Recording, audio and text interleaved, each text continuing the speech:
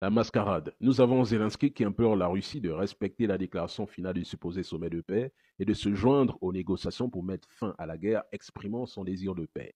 Nous avons le président français, M. Emmanuel Macron, qui affirme sans langue de bois que personne dans cette salle n'est en guerre contre la Russie et que tout le monde souhaite la paix et le rétablissement de l'ordre international depuis février 2022. Cependant, c'est le même M. Emmanuel Macron qui envoie des mercenaires, des armes, des instructeurs, signe des accords de défense avec l'Ukraine, débloque des milliards de dollars et d'euros et mène une guerre hybride contre la Russie au lieu de respecter simplement les conditions de Vladimir Poutine.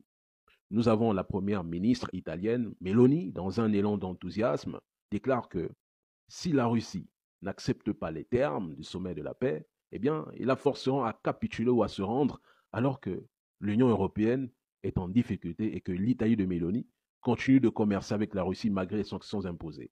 En 2023, les importations de blé dur russe en Italie ont considérablement augmenté, ce blé étant un ingrédient clé pour les pâtes italiennes, il faut qu'on se le rappelle. Ils sanctionnent la Russie, mais consomment purement russe. Nous avons Olaf Scholz qui a reconnu qu'il est impossible de négocier sans la Russie, puis il a subitement quitté la conférence de paix sans prévenir qui que ce soit. Nous avons le président finlandais, et là même c'est la cerise sur le gâteau, qui s'est plaint que la Russie avait vaincu son pays et son allié Hitler pendant la Seconde Guerre mondiale.